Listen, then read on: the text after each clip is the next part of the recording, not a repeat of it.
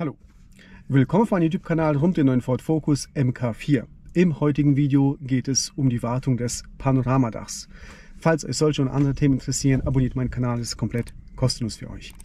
Ja, falls ihr eine Wartung an eurem Panoramadach machen wollt, zeige ich euch, wie das Ganze funktioniert. Falls ihr auch hier das ein oder andere Problemchen mit eurem Panoramadach habt, dann Knarzen, Quietschen, sonstiges, ist vielleicht der eine oder andere Tipp mit dabei, der euch da gegebenenfalls hilft.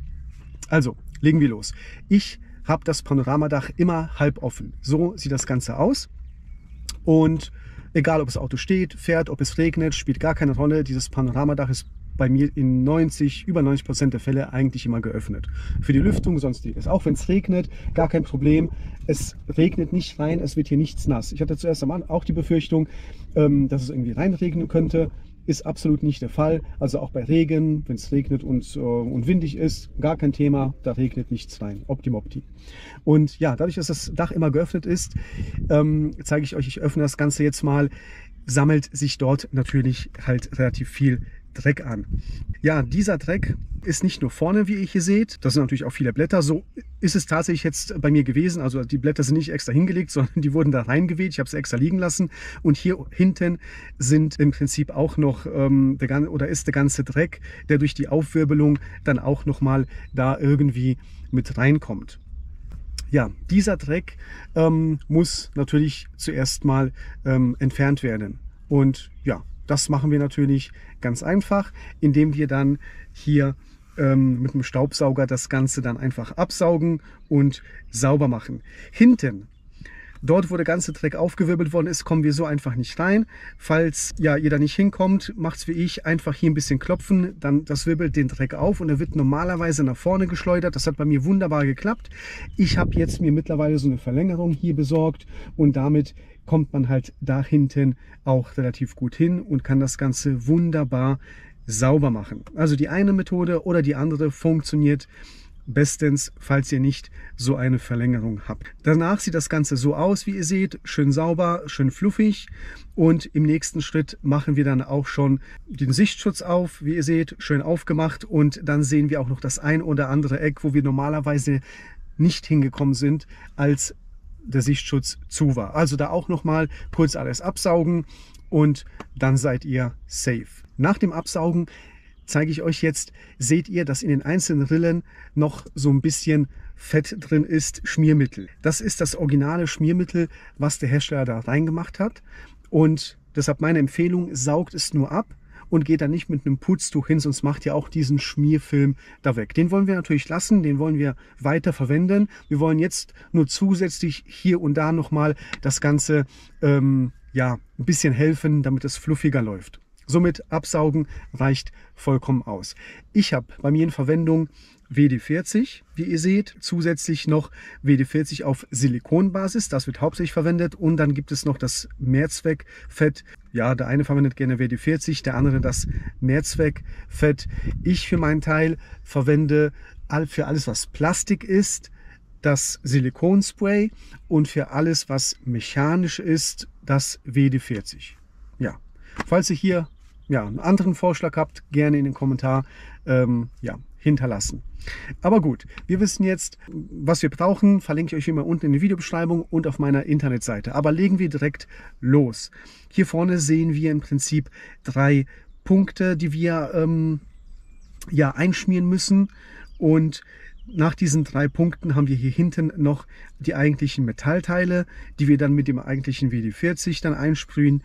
Hier sehen wir eine Halterung von der Innenseite aus gesehen. Sehen wir dann hier noch hinten die Halterung und hier ist die Halterung vorne.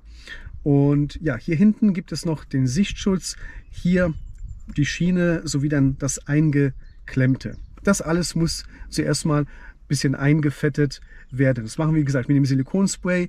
Hier unten einmal ein kleiner Spritzer, oben ein kleiner Spritzer und dann hinten auch nochmal ein kleiner Spritzer. Wie gesagt, nicht zu viel, weniger ist eher mehr, einfach nur damit es ein bisschen fluffiger läuft. Die große Schiene, die wir hier sehen, die ist für das eigentliche Panoramadach und die kleine Schiene, die ist für diesen Sichtschutz, den wir halt haben, wie ich hier zeige, da rennt dann im Prinzip der Sichtschutz dann drin. Da machen wir auch ein paar Mal Silikonspray rein. Wie gesagt, alles aus Plastik, deshalb Silikonspray. Hier und da mal einen Akzent setzen, nicht zu viel, aber auch natürlich nicht zu wenig. Und haben wir dann das Ganze gemacht, kommt dann noch in diese kleine Rille, genau das gleiche, bisschen Silikonspray rein, von außen und von innen auch noch, also hier ein bisschen im weiteren Verlauf, dann hier und da auch nochmal reinspritzen, sowie dann auch, wo die Klammern sind, dann auch nochmal ein bisschen Silikonspray. Damit sind wir prinzipiell mit dem Silikonspray eigentlich auch schon fertig. Jetzt kommen wir zu diesen Metallteilen, die ich euch gezeigt hatte. Da verwende ich halt das ganz normale WD-40. Und das geht dann wie folgt. Hier sehen wir dann die Halterung, wo ich dann einmal kurz ein Klecks reinmache.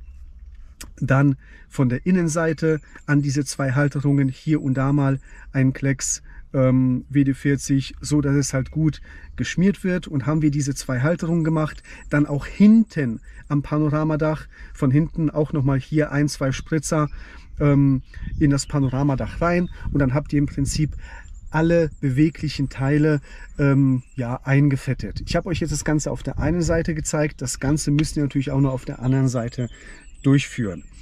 Hinzu kommt, ja, ihr habt außenrum natürlich noch Gummidichtung. Die Gummidichtung, da könnt ihr gerne was drauf machen, wenn es irgendwie knarzt, quietscht, sonstiges oder diese Gummidichtung irgendwie nicht mehr ganz fluffig oder sonstiges ist. Da gibt es spezielle Mittel, verlinke ich euch auch unten in der Videobeschreibung. Aber bei mir sieht das Gummi noch wunderbar aus. Und ich bin eigentlich ein Fan davon, wenn irgendwas noch gut ist und es keinen Bedarf gibt, irgendwas extra drauf zu machen, mache ich das auch nicht. Also Stand heute ist das Gummi noch in Top-Zustand. Es gibt also gar keinen Grund, da irgendwas drauf zu machen. Ansonsten holt euch halt ein spezielles Mittel. Habt ihr nichts Spezielles zur Hand, reicht zum Beispiel auch Vaseline, einfach auf ein Tuch aufbringen und dann das Gummi damit schön rundherum einreiben. Und dann seid ihr tatsächlich mit allem drumherum auch schon fertig. Irgendwas Spezielles hier ausbauen, dass man an die Mechanik drankommt, die das Ganze auch tatsächlich bewegt und in Betrieb setzt, macht man bei der Wartung eigentlich nicht. Erst wenn es kaputt ist, dann kann man sich darum kümmern. Oder wenn es sehr, sehr schwergängig ist und diese Stellen, die wir jetzt gemacht haben, obwohl sie eingefettet und eingeölt sind, immer noch schwergängig sind, dann geht man an die eigentliche Mechanik ran. Aber ansonsten lassen wir alles so, wie es ist und sind mit der Wartung des Panoramadachs auch schon fertig.